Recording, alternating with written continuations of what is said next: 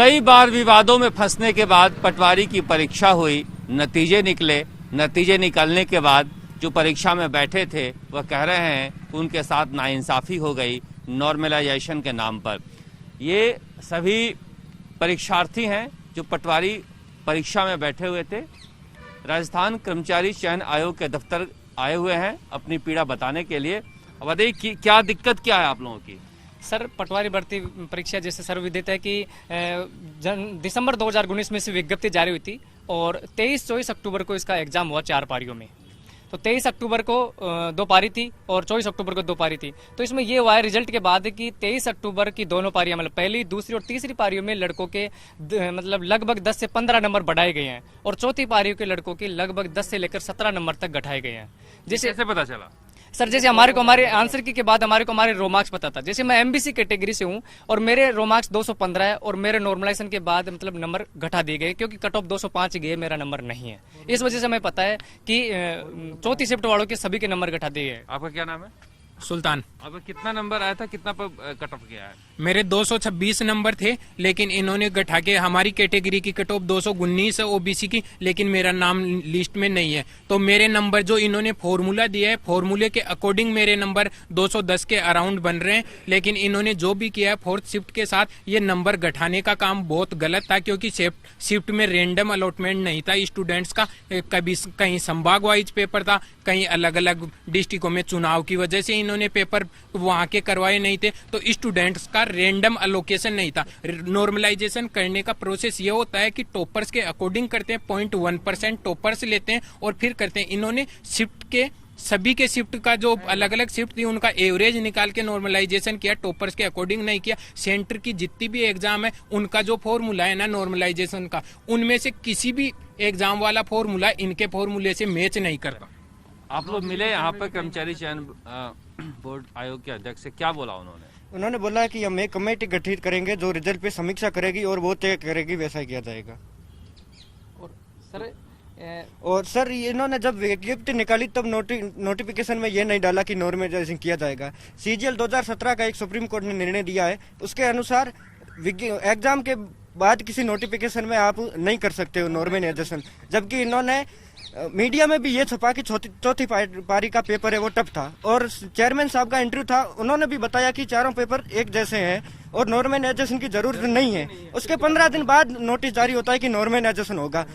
उसके बाद भी 3 पारियों के नंबर तो 10-10 नंबर लगभग इंक्रीज किए गए। हमारे चौथी पारी के सभी के लगभग 15 से 20 नंबर डिक्रीज किए गए। कितने बच्चे होंगे जो प्रभावित होंगे? लगभग इससे 3.25 लाख बच्चे प्रभावित होंगे जिनका फोर्थ शिफ्ट में पेपर था और उसमें से लगभग मात्र 1200 के आसपास बच्चे पास हुए हैं उन 3 लाख लड़कों में से मात्र। तो ये 10% रेशियो भी नहीं है चौथी पारी का सिलेक्शन में, बाकी 90% 3 पारी। कितना कट ऑफ जा रहा है आपका? सर मैं ईडब्ल्यूएस कैटेगरी से हूँ और मेरे 229.33 नंबर है और हमारा कट ऑफ है वो 210 कट ऑफ है सर। और अब आप देख लो सर, उसमें मेरा 20 नंबर मेरा कम हो गया है और बाकी एक ऐसा बंदा भी है जिसके 205 नंबर है या 198 नंबर भी हैं, वो बंदा भी उसका भी क्लियर हुआ है। इसका मतलब सर ओवरऑल जो पूरी वैकेंसी का अगर अपन देखें ना तो सर इसमें नॉर्मलाइजेशन के नाम पे कम से कम 32 से 33 नंबर का सर इन्होंने ओवरऑल स्केलिंग की है। तो सर ये एक सरासर बेरोजगारों के साथ में एक सरासर धोखा है सर। इस पूरे रिजल्ट पे ही एक तरीके से प्रश्न चिन्ह है सर, क्योंकि इन लोगों ने नॉर्मलाइजेशन के जब भी आपकी एग्जाम हुई थी 23 और 24 तारीख की जो एग्जाम थी, एग्जाम के दूसरे तीसरे दिन अध्यक्ष साहब का, जो हमारे हरि प्रसाद जी अध्यक्ष साहब हैं, उनका भी ये बयान था। दैनिक भास्कर की उनकी भी एक रिपोर्ट थी, उनके अकॉर्डिंग उन्होंने बताया था कि भाई चारों पेपर बिल्कुल इक्वल हैं, उनमें कोई स्केलिंग की जरूरत नहीं है। कुछ लोग कह रहे हैं ओमार सीट, क्या होता है ये? ओमार सीट में भी कुछ गड़बड़ी है क्या? खूब बैकडोर से ओमार सीट भरी गई है और ऐसे आरोप जनसाधारण में बहुत पहले से चल रहे हैं कि बैकडोर से काम किया जा रहा है। और कल जो अनशन पर हैं विकास जाखड़, उन्होंने भी कहा है कि सरकार ने घोटाला किया है, बैकडोर से ओमार सीट भरवाई गई है। चूँकि उसके हमारे पास कोई तथ्य नहीं है और ऐसी अफवाह चलती रहती है, लेकिन सरकार ने नॉर्मलाइजेशन के नाम पर स्केलिंग की है।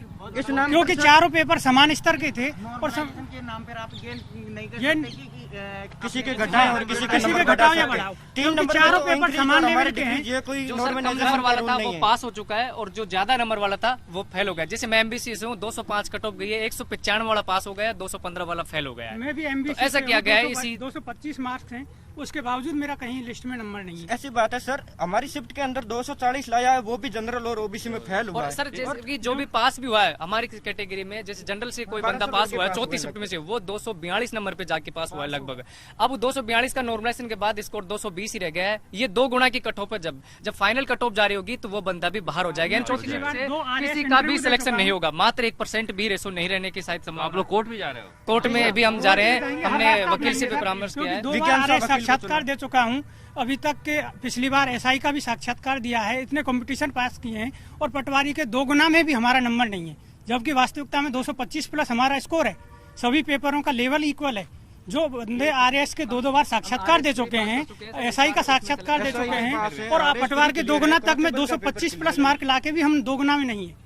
ये सारे परीक्षार्थी हैं जो कह रहे हैं कि अच्छे अंक लाकर भी वह सफल नहीं हो पाए हैं, क्योंकि जिस तरह का फार्मूला रखा गया उस फार्मूले के अंतर्गत ये बाहर हो गए हैं। और जो बहुत सारे जो इस कैटेगरी में जो उनके साथ बैठे थे, जो पास भी हुए हैं, वो भी अगली सूची जो निकलेगी फाइनल उसमें बाहर हो जाएंगे। अब ये कोर्ट जा रहे हैं, मुश्किल से पटवारी की परीक्षा हुई थी, अब कोर्ट जाने के बाद पता नहीं ये मामला कहाँ आएगा। हालांकि ये कह रहे हैं कि कर्मचारी चयन बोर्ड के आयोग के जो अध्यक्ष हैं वो कमेटी बनाने का आश्वासन दिए हैं, मगर ये लोग चाहते हैं कि सरकार हो या फिर आयोग हो जल्दी से जल्दी इसका हल निकाले, क्योंकि इसमें 3.5 लाख से ज्यादा छात्र प्रभावित हो रहे हैं। कैमरामैन चेतन के साथ शरद कुमार, जयपुर।